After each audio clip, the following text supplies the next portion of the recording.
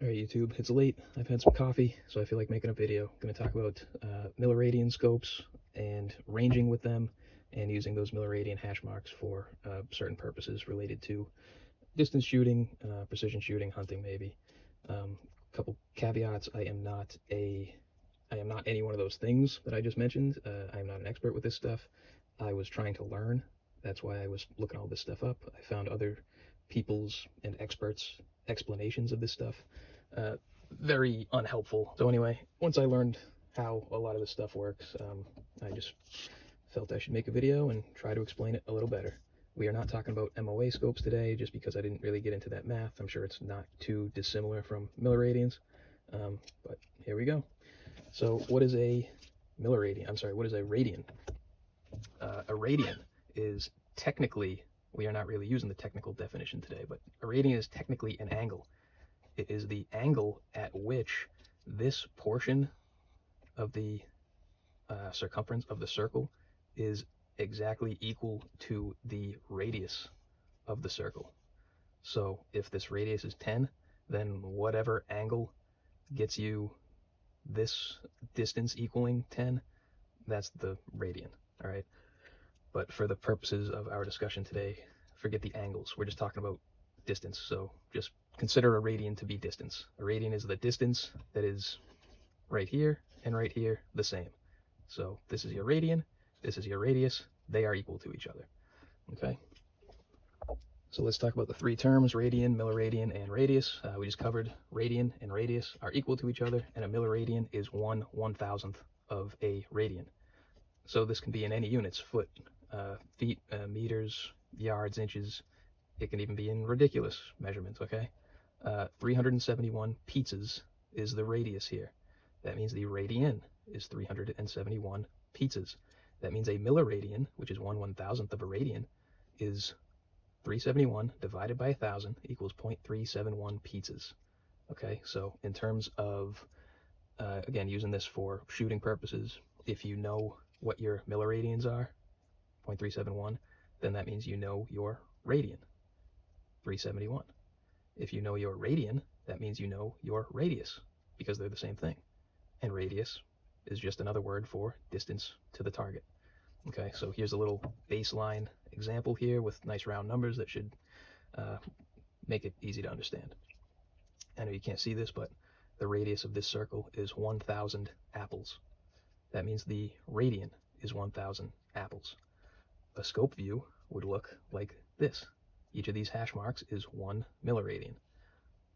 One apple would take up 1 hash mark, okay? Because the full radian is 1,000 apples, and these hash marks are milliradians, or 1/1000th of the full radian. Well, 1/1000th of 1,000 apples is 1 apple, so that 1 apple will only take up 1 milliradian in your scope. And you can only, so if you know that 1 apple is the milliradian, eventually, you can get your range to that apple, but you can only do that in the unit of measure that you're using, for this. So our unit of measure right here is apples. You would have to know conversion factors to get other units out of that, okay? And by that I mean, like, how many inches wide is your average apple? And then you can get your distance in inches, which obviously, if you can do some basic math, that means you can get your distance in feet, yards, miles, etc.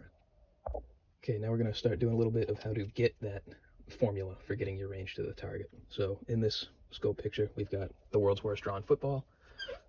Have I ever played sports? I don't know. Anyway, this football is approximately 3 milliradians across, all right? So you got one football is 3 milliradians. So that leads to the question, how many footballs is 1 milliradian?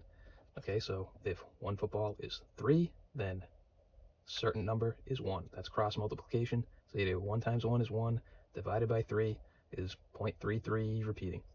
So if 0.33 footballs equals 1 milliradian, and 1 milliradian is 1/1000th of your full radian, which is the same as your radius, aka your distance to target, then that means that 0.33 footballs times 1,000 equals a radian of 330 footballs.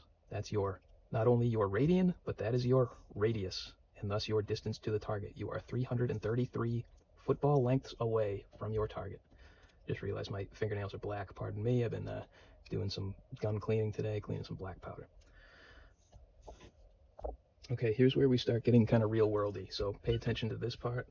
This is where you can take an object of known size in your scope, and that is how you get your actual useful range from that object. So let's say you don't care how many footballs away you are, but let's also say that you do, for some reason, know that a football is 11¼ inches across, all right? So that 11.25, remember this football took up 3 mils, so that 11.25 took up 3 mils, so that means how many takes up 1 mil? And if you cross multiply there, you get 3.75 inches. 3.75 inches times 1,000, 3,750 inches away. So how do you get yards? You divide that by 36, because there's 36 inches in a yard. So you can wait till the very end of the equation to do that division, or you could combine a couple steps here, okay?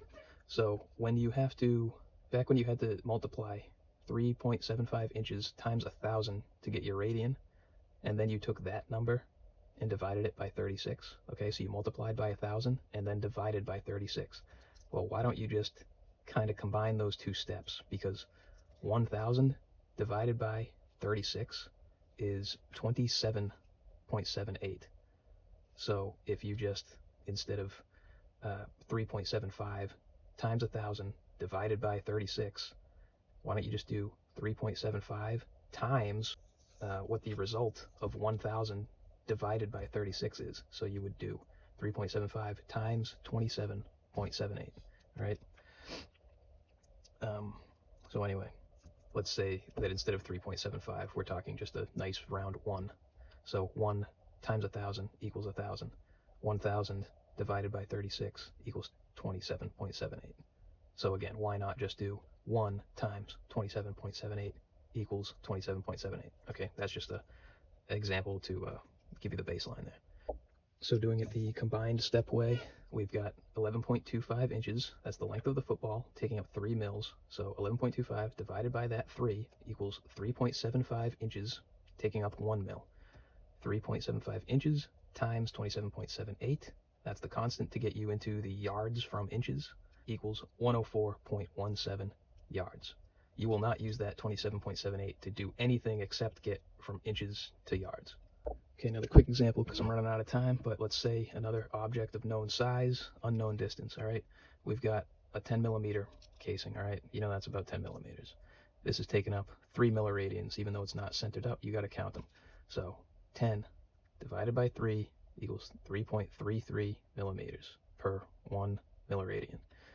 333 times 1,000, I'm sorry, 3.33 times 1,000 equals 3,330 millimeters away. If you divide that by the number of millimeters in an inch, which is 25.4, you get 131.1 inches away. If you divide that by 36, the number of inches in a yard, you get 3.64 yards away. So again, you have to times by 1,000, then divide by 25.4, then divide by 36. Why not just combine them all and take 1,000 divided by 25.4 divided by 36 equals 1.09 as your constant, and that will get you from millimeters to yards. So you would do 3.33, which is what you get after this equation right here, and then you times that by the constant, and that gets you from your millimeter measurement to your yard measurement. Okay, now let's talk about when you have a known range, but your object is an unknown size, and for some reason you want to learn what size it is. So we got an amorphous blob here, okay? We don't know how big it is, but we know that we have ranged it at 532 yards exactly, and we can see that it is taking up about 4 milliradians, okay? So 532 yard range means that 1,000 milliradians, which is a full radian, equals 532 yards. A full radian is your full radius, same thing. So if 1,000 milliradians is equal to 532 yards, how much is 1 milliradian equal to? That would be equal to 0.532 yards. Well, if 1 milliradian is 0.532 yards, then this thing, which is taking up 4 milliradians, is 2.128 yards. Multiply that by 36, and that will get you 76.61 inches.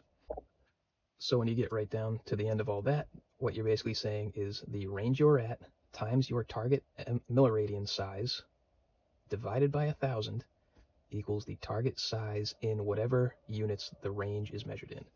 So, well, we'll do an example down here. So we have a circle right here. We're at 1,291 yards. That circle is about 1.7 mrads.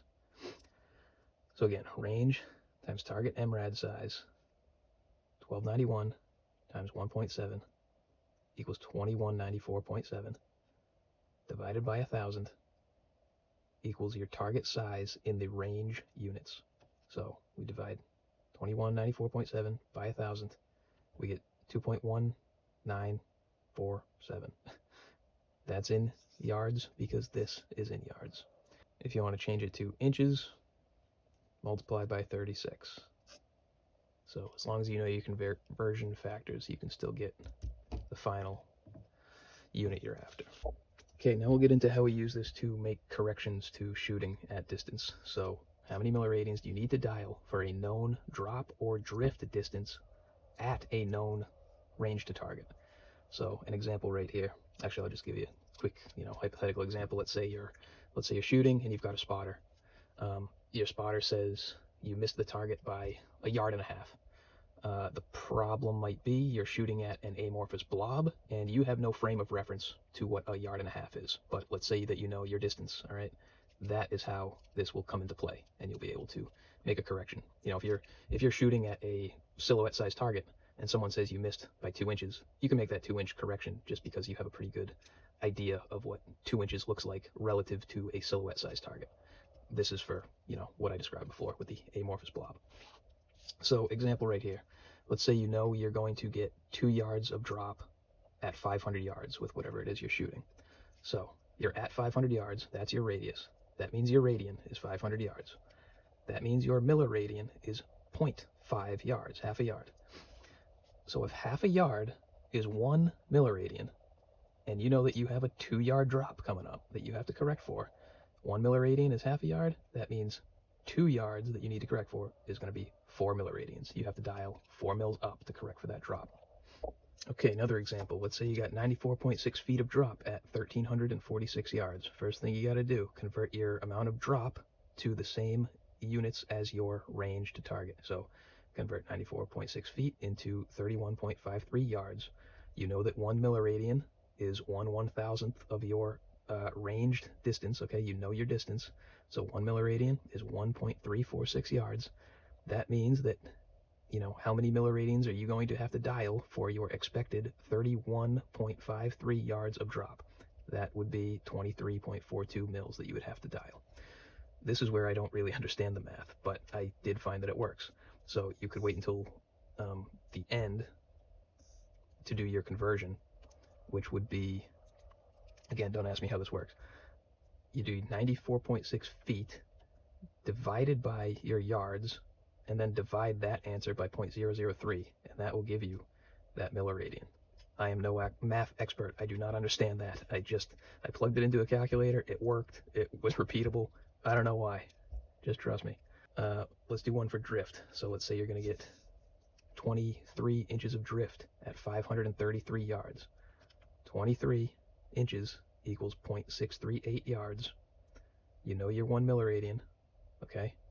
Now, how many mils are you going to have to dial for your 23 inches of drift, aka your 0.638 yards of drift? The answer to that is 1.196 mils that you are going to have to dial to correct for your drift. Or again, convert at the last step.